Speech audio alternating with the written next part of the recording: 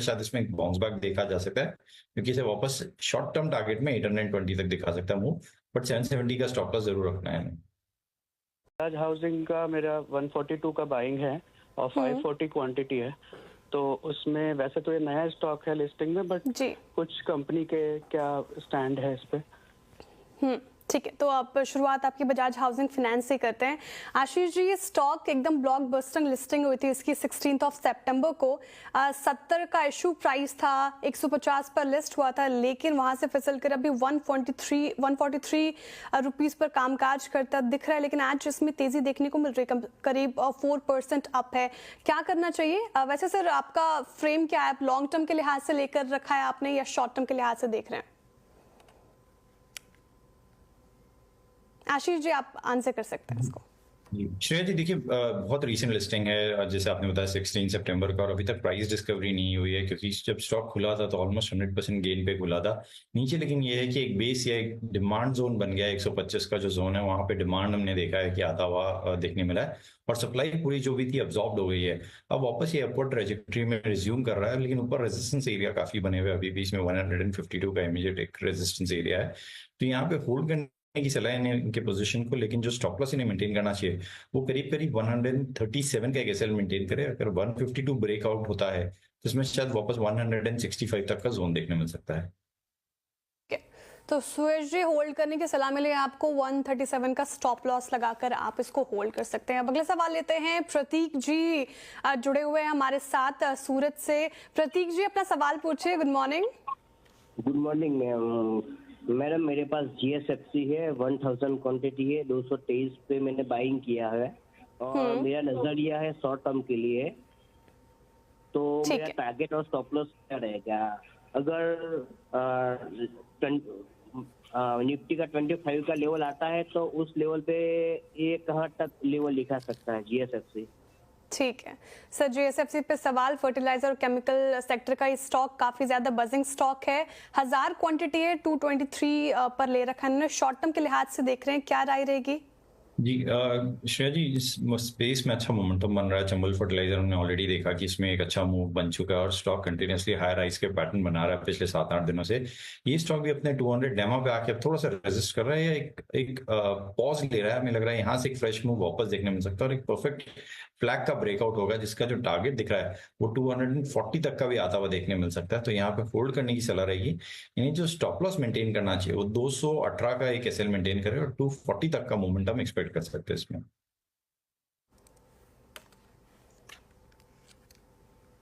सबसे याद रखिएगा, आपका एक ट्रेड पर्सपेक्टिव है। अमूमन ये सारी की सारी अगर आप देखें फर्टिलाइजर कंपनियां जो है क्लोजर टू बजट थोड़ा सा स्ट्रेंथ दिखाती हैं, जिसका एक उदाहरण आपने चंबल में देखा। और यकीन मानिए आपका जो स्टॉक है ना GSFC, इसकी प्लेसमेंट भी बहुत स्ट्रॉन्ग लग रही है। थोड़ा रिस्क लीजिए, बट मैं फिर भी कहूँगा आपसे कि 218 215 का ख्याल रखिएगा। ये कुछ इंपॉर्टेंट एवरेजेस का जोन है, क्योंकि आपका एक ट्रेडिंग का व्यू है, तो अगर वहाँ पे आए तो अपने रिस्क को थोड़ा सा रिड्यूस करने की कोशिश कीजिएगा। श्रेया जी, अगला सवाल लेते हैं। अतुल जी हमारे साथ जुड़े हुए हैं, और अतुल जी, क्या आप मुझे सुन पा रहे हैं? पश्चिम बंगाल से हमारे साथ जुड़े हुए हैं, सवाल पूछिए अपना।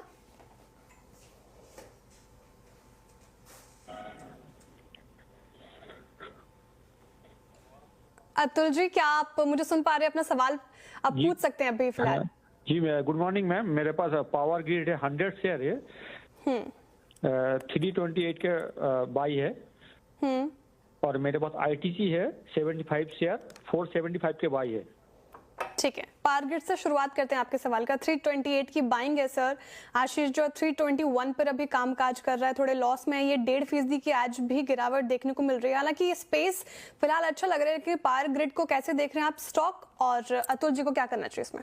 जी कंचन जी, इसमें नवंबर एंड से हमने देखा है कि एक प्रेशर बनता हुआ देखने मिला, और 340 से जो स्लिप हो रहा है वापस कंटिन्यूसली लोअर लोज के पैटर्न बन रहे हैं। 200 डेमा पे अभी रेस्ट लेना चाहिए। अगर ये टूटता है तो फिर इसमें और गिरावट देखने मिलेगी। तो ऊपर ये टारगेट देना मुश्किल है, लेकिन नीचे में 316 का एक स्ट्रिक्ट स्टॉप लॉस रखे। अगर वो टूटता है तो स्टॉक में से एग्जिट करने की सलाह रहेगी। ठीक है, प्रियांशु जी का भी सवाल लेते हैं। प्रियांशु सेठ जी हमारे साथ जुड़े हुए हैं बिहार से। प्रियांशु जी गुड मॉर्निंग, अपना सवाल पूछिए। गुड मॉर्निंग मैम, मेरे पास पीएनबी का 116 के भाव पे 500 शेयर है और इसको 1 ईयर के व्यू से अगर देखें तो ठीक है, 1 साल का व्यू है इनका, 1 साल का टाइम फ्रेम है और 116 की खरीद इनकी और 108 पे अभी कामकाज कर रहा है, ये थोड़ा लॉस में है। 500 शेयर्स इनके पास। सर पिछले कुछ दिनों में हमें पीएसयू स्टॉक्स में, स्पेशली पीएसयू बैंकिंग स्टॉक्स में हमें अच्छी खासी रैली देखने को मिल रही है। पंजाब नेशनल बैंक भी उसमें से एक है, लेकिन आज थोड़ा दबाव देखने को मिल रहा है। कैसे देख रहे हैं स्टॉक को, क्या करना चाहिए प्रियांशु जी को इस स्टॉक में? जी कंचन जी, सेक्टर टेलमेंट काफी स्ट्रॉन्ग बना है पीएसयू बैंक्स में और अच्छी रिकवरी देखने मिली है। जो लोज बने, श्रेया हूं मैं आपके साथ आज। सॉरी कंचन जी, श्रेया अच्छा एक पैटर्न देखने मिल रहा है और एक परफेक्ट डब्ल्यू पैटर्न बना है यहाँ पर और एक बाउंस बैक अब यहाँ से देने का अटेम्प्ट कर रहा है। हमें लग रहा है कि इसमें 200 डेमा जो इसका 118 वहां तक ये स्टॉक आता हुआ देखने मिल सकता है, तो होल्ड करे इस पोजीशन को। जो स्टॉप लॉस इन्हें मेंटेन करना चाहिए वो 106 के करीब का एक एसएल मेंटेन करे।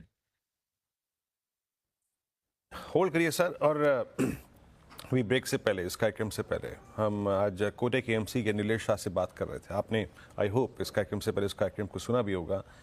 बैंकिंग को लेकर वो थोड़े से कंफर्टेबल नज़र आए और इनफैक्ट ये प्राइस एंटर करने लायक है, कंसिडर करने लायक है। तो अभी थोड़ा सा बैंकिंग पे ना ठीक ठाक तरीके से बैठिए, जिसे कहते हैं ना, mean by right seat tight, थोड़ा टाइम दीजिए यहाँ पर। अब चलते हैं, बात करते हैं। हमारे साथ हैं विशाल पाटिल। विशाल जी गुड मॉर्निंग, प्रश्न पूछिए अपना। Good morning. मेरे पास टाटा कम्युनिकेशन के स्टॉक्स है, 10 स्टॉक्स है, 1893 प्राइस है। ओके, 10 स्टॉक्स 1893 पर। क्या प्रोस्पेक्टिव क्या है? मतलब ये सोचे थे कि 10 एक दिन में पैसा बना के निकल जाऊंगा या फिर कुछ सोच के लिया था इसको? मेरा प्रोस्पेक्टिव पहले वही था, बट आई डोंट नो अभी वो काफी नीचे है तो नहीं, ऐसे ही होता है। आदमी आता है ट्रेड करने के लिए, जब when a short term trade becomes wrong it becomes investment call, है ना। फिर कहता है आदमी चले यार होल्ड कर लेते हैं, पर ये नजरिया मत रखिए। ठीक है, आपने पहली बार कर लिया है।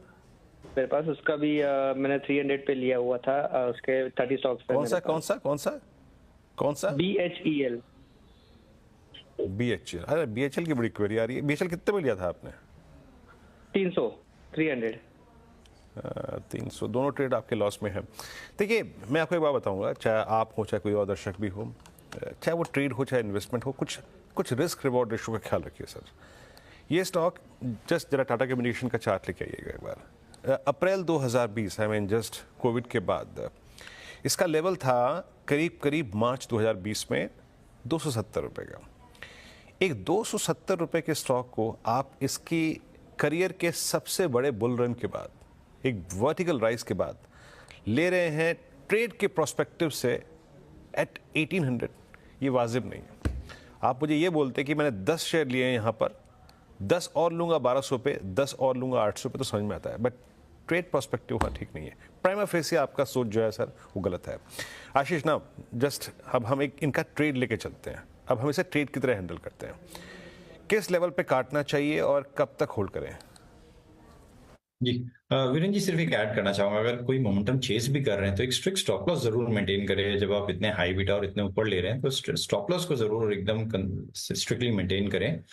जिस आपका चार्ट स्ट्रक्चर बना हुआ है वीरेंद्र जी, एक अच्छा बेस जरूर बनाया है स्टॉक ने 1750 का, और यही एग्जैक्ट जोन था जहां पे उसने अप्रैल में भी बॉटम बनाया था और अभी वापस नवंबर में भी वहीं पे सपोर्ट लिया, बाउंस बैक देने का अटेम्प्ट कर रहा है। मुझे लग रहा है शॉर्ट टर्म में इसमें वापस एक रैली देखने मिल सकती है, जो कि 1850 और 1870 तक का जोन दिखा सकता है। वहां पे वापस एक रेजिस्टेंस एरिया बना हुआ है। नीचे इन्हें जो स्टॉप लॉस स्ट्रिक्टली मेंटेन करना चाहिए वो 1770 1770 का एक एसएल मेंटेन करें। ठीक है, 17 का स्टॉप लॉस मेंटेन करके आप चलें। अब अगले सवाल के और बढ़ते हैं और अगला सवाल आ रहा है पार्वती जी का। पार्वती जी गुड मॉर्निंग, अपना सवाल पूछिए। गुड मॉर्निंग मैम जी, सवाल। मेरे पास एनबीसीसी के शेयर 1762 170 के रेट पे। कब से ले रखा है आपने और होल्ड कर रही हैं? क्या नजरिया है आपका, टाइम फ्रेम? मैम मेरे पास तो ज्यादा टाइम हो गया, क्यों 193 में लिया हुआ था मैम, तो मेरे को मिला बोनस मिला तो मेरे लॉस हो रहा है अभी। जी बिल्कुल, तो 126 पर ले रखा है इन्होंने अभी, तो फिलहाल 100 रुपए के लेवल पर कामकाज करता दिख रहा है एनबीसीसी। सर लॉस में है आशीष जी, क्या राय रहेगी इनकी? जी श्रेया जी, इन्होंने भी पूरा जो रैली है उसके हाईएस्ट क्लस्टर ऑलमोस्ट जो 128-29 का इसका करीब हाईएस्ट बना है जोन, जो हाईएस्ट क्लोज था उसी जोन के आसपास में लिया और वहां से एक डीप करेक्शन हमने देखा। स्टॉक ने एक पैटर्न, डब्ल्यू पैटर्न जरूर बनाने का अटेम्प्ट कर रहा है, लेकिन हमें लग रहा है कि यहाँ पे जो बड़ा मोमेंटम देखने मिलेगा वो 102 का जो ब्रेकआउट आता है वो सस्टेन करता है, तो शायद इसमें वापस 110 तक का मोमेंटम देखने मिल सकता है। तो होल्ड करने की सलाह रहेगी, लेकिन जो स्टॉप लॉस इन्हें मेंटेन करना चाहिए वो 96 का एक एसएल मेंटेन करे। अगर उसके नीचे ब्रेक डाउन देता है तो फिर इसमें से एग्जिट करें। ठीक है, होल्ड करने की सलाह है, लेकिन स्टॉप लॉस 96 का आप मेंटेन करके चले। अगर 96 क्रॉस कर गया है तो फिर आप इससे एग्जिट करें, ये सलाह रहेगी। अब अगला सवाल लेते हैं, प्रदीप जी का सवाल लेते हैं। प्रदीप जी गुड मॉर्निंग, अपना सवाल पूछिए। Good morning ma'am. मैम मेरे पास ना पॉलिसी बाजार के मेरे 25 शेयर है 659 पे। मैं पूछना चाहती हूँ इसको होल्ड करें या सेल कर दें? मैं लॉन्ग टर्म इन्वेस्टर हूँ और एक मेरे पास वेदांता के पड़े हुए हैं 500 शेयर है 199 के, वो भी मैं लॉन्ग टर्म रख सकता हूँ। इसको क्या करना चाहिए, लॉन्ग टर्म रखें या सेल कर दें? ठीक है सर, पीबी फिनटेक से शुरुआत करते हैं। क्या लग रहा है सर आपको, ये स्टॉक लॉन्ग टर्म के लिहाज से कैसा है ये स्टॉक? जी देखिए, कंटिन्यूसली हाई राइज के पैटर्न बन रहे हैं और न्यूज़ पे जरूर एक बार रिएक्ट जरूर किया था जब इनके न्यूज़ आए थे कि थोड़ा सा डाइवर्सिफाई करना चाहते हैं, लेकिन उसको स्टॉक ने बहुत अच्छे से अब्जॉर्ब किया उस पूरे शॉक को और नेक्स्ट डे वापस रैली रिज्यूम होते हुए देखने मिली है। स्टॉक अपने हाईएस्ट ट्रेजेक्ट्री में अभी ट्रेड कर रहा है और हमें लग रहा है यहाँ से भी एक वापस अपस्विंग देखने मिल सकता है। जो इमीडिएट शॉर्ट टर्म टारगेट है वो 2080 के है, लेकिन सिंस एक हाई बीटा स्टॉक है और एक काफी न्यू एज बिजनेस है तो यहाँ पे स्टॉप लॉस जो है इन्हें स्ट्रिक्टली मेंटेन करना चाहिए 1940 का। अगर उसमें उसके नीचे जाता है तो उसमें से एग्जिट करने की सलाह रहेगी पीबी फिनटेक में।